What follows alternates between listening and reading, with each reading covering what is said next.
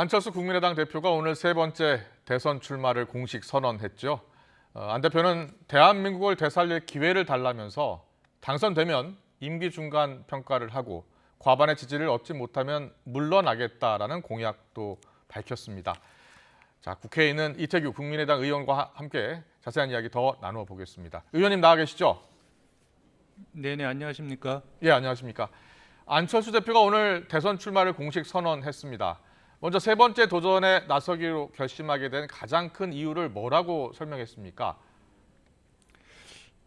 뭐 대중적 지지 기반을 갖고 있는 정치인이 예. 이 대통령 선거에 도전해서 국가 경영을 해보겠다고 하는 건 뭐 지극히 당연하고 자연스러운 현상이라고 봅니다. 예. 다만 출마하는 후보가 이제 어떤 비전이나 어떤 정책 능력, 예. 또 문제 해결 능력을 갖고 있느냐, 이것이 중요한데 뭐 잘 아시겠지만 지금 기성 정당 양당의 유력 후보들이 사실 어떤 비전과 능력을 보여주기보다는 예. 각종 어떤 의혹에 휩싸여 있는, 그래서 국민 다수의 어떤 지지를 획득하지 못하고 있다고 보기 때문에 네네. 이런 상황에서 어떤 미래 비전을 갖고 있는 안철수 대표가 출마를 하는 것은 당원이나 지지층들의 요구 이전에 저는 지극히 당연하고 또 시대적인 책무다, 이렇게 보고 있습니다. 그렇군요.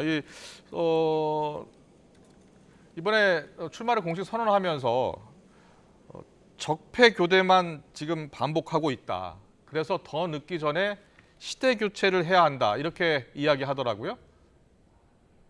그렇습니다. 지금 그 정치 세력 간의 교체를 통해서 예. 과연 지금 대한민국이 안고 있는 여러 가지 모순들이나 예. 복잡한 문제를 과연 풀어낼 수 있을 것인가. 아. 근데 이런 부분을 풀어내려면은 양당의 어떤 유력 후보들이라면 적어도 비전이나 해법을 제시해야 되는데, 지금 그동안의 양당의 경선을 지켜봤지 않습니까? 예. 모든 부분이 범죄 의혹에 휩싸이고 또 각종 일반 상식에 어긋나는 어떤 논쟁들을 계속해왔기 때문에 과연 여기서 국민들이 무슨 희망을 갖겠느냐. 그래서 여에서 야로 정권 교체가 된다 한들 더 나은 대한민국을 과연 우리가 갈 수 있겠느냐.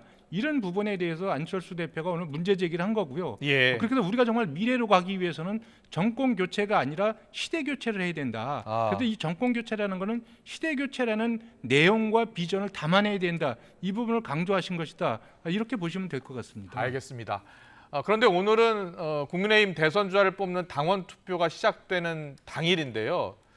특별히 오늘 출마 선언을 한 이유가 있을까요? 특별한 정치적인 뜻은 없습니다. 다만 이제 11월 5일 날 국민의힘 후보가 최종 선정되지 않겠습니까? 예.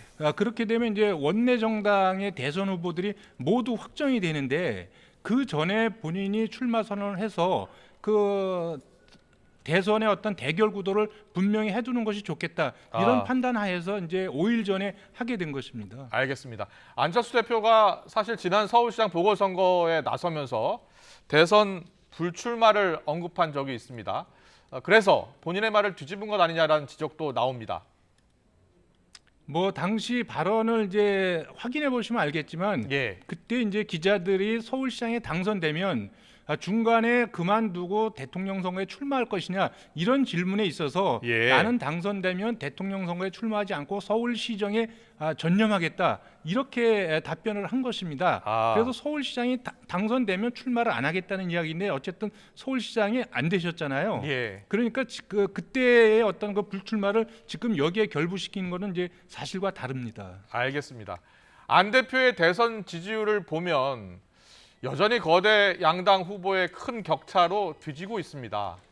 반전의 계기가 있다면 언제, 그리고 언제쯤으로 보고 계십니까? 저는 뭐 일단 출마 선언을 했고 이제 그 어떤 그 다자 구도가 본격화되면 예. 그리고 이제 TV 토론이나 이런 걸 통해서 이제 적어도 네거티브 이런 싸움이 아니고 예. 국가 미래에 대한 어떤 먹고 사는 문제, 성장 동력의 문제, 뭐 여러 가지 부분에서 진지한 토론이 이루어진다면 저는 이제 안철수 대표에 대한 어떤 재평가가 자연스럽게 이루어질 것이라고 생각이 들고요. 예. 그리고 이제 시작이지 않습니까? 그래서 현재의 지지율은 그렇게 크게 의미가 없다. 그리고 최종적으로 가서 길고 짧은 거는 대봐야 하는 것도 아니겠는가, 이런 생각을 갖고 있습니다. 네, 사실 안 대표가 지난 2017년 대선에서 21.4%를 득표했습니다. 그래서 과연 5년 전보다 더 나은 성적표를 받을 수 있을까 이렇게 생각하는 분들도 많거든요. 어떻게 보세요?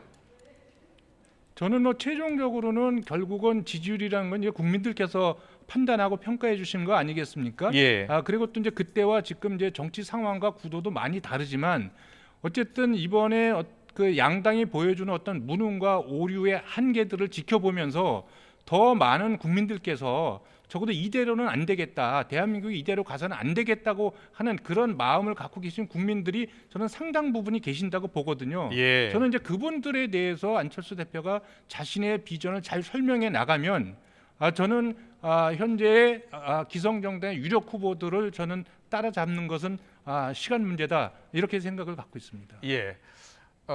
안 대표가 현재 대선 상황에 대해서 놈놈놈 대선이다 이렇게 규정하더라고요. 자, 안 대표가 여야 대선 후보와 차별화되는 가장 큰 경쟁력은 어디에 있다고 보십니까?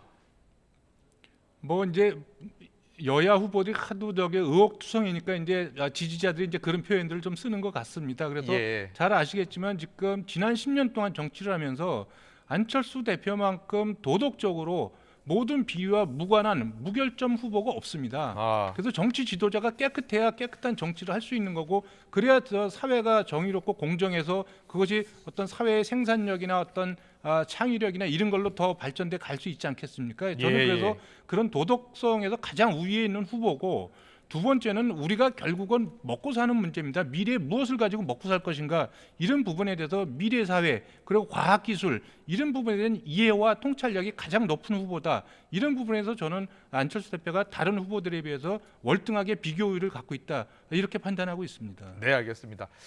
내년 대선 구도에 대해서 좀 여쭤보겠습니다. 제3의 물결 창당 절차를 밟고 있는 김동연 부총리와의 단일화 가능성도 있다라는 관측이 나오는데 어떻게 보세요?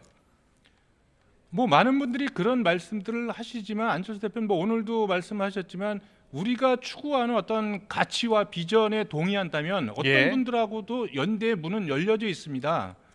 다만 이제 김동연 후보 같은 경우는 이제 문재인 정권의 초대 경제부총리입니다. 예. 그래서 소주성을 비롯한 경제 정책의 실패 문제 그리고 현재 문재인 정권에 대한 공과에 대한 입장을 먼저 분명히 좀 표명을 하셔야 제3지대로서의 자격이 있는지 여부를 국민들이 판단하실 수 있는 것이 아니겠는가? 저는 이제 그렇게 생각을 하고 있습니다. 예.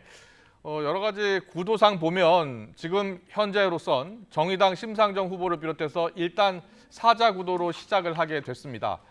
그런데 일각에서는 지지율이 계속 오르지 않으면 혹시 중간에 포기할 가능성도 있는 것 아닌가 이렇게 보는 분들도 있더라고요. 그게 이제 전형적으로 안철수 대표가 출마를 함으로써 본인들의 입지가 불안한 부분에서 이제 흘리는 이야기라고 생각이 듭니다. 그래서 예. 저는 그런 이제 자꾸 단일화 프레임에 안철수 대표를 집어넣으려고 하고 그러면서 본인들의 어떤 기득권을 유지해 나가려고 하는 그런 저는 이제 대선 어떤 하나의 짧은 전략이라고 보는데 저는 이제 그런 부분은 이제 더 이상 통하지 않는다 이렇게 생각을 합니다. 예, 알겠습니다. 지금 현재 국민의힘 경선이 한창이잖아요. 네.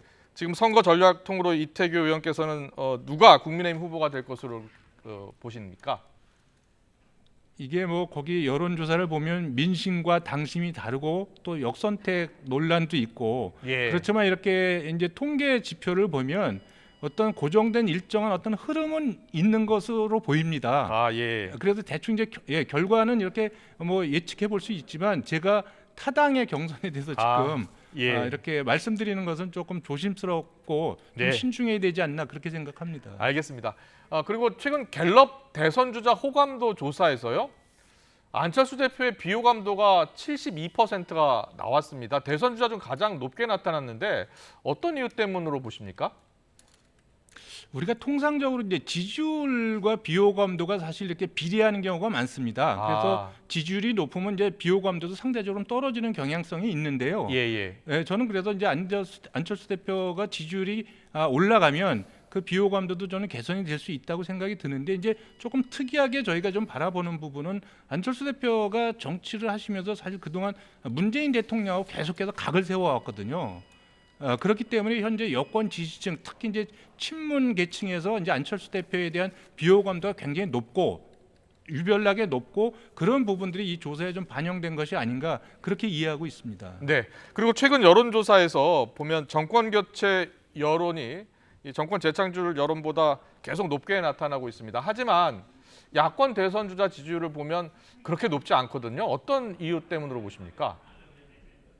저는 그거는 야권 전체가 반성해야 될 부분이라고 생각이 들고요. 예. 특히 제1야당이 현재 상태로 간다면 오히려 정권 교체의 주역이 아니라 정권 교체의 걸림돌로 작용할 가능성이 굉장히 높다. 그래서 야권 전체가 잘해야 되겠지만 제1야당도 정신 차려야 된다. 개인적으로 그렇게 생각을 갖고 있습니다. 예, 내년 대선에서 정권 교체 가능성이 여전히 높다고 보십니까? 저는 지금 문재인 정권이 더 이상 연장되면 안 된다. 이것이 대다수 국민의 생각이고 시대의 요구다. 이렇게 생각을 갖고 있습니다. 그렇기 때문에 일정하게 꾸준하게 정권 교체 비율이 야권의 기대가 미치지 못함에도 불구하고 정권 교체의 어떤 높은 어떤 그 퍼센티지 여론이 나타나고 있는 것이 아닌가 그렇게 이해하고 있습니다. 네, 알겠습니다. 여기까지 듣겠습니다. 지금까지 이태규 국민의당 의원으로부터 안철수 대표의 대권 출마 배경과 전략 들어봤습니다. 잘 들었습니다. 고맙습니다. 네, 고맙습니다.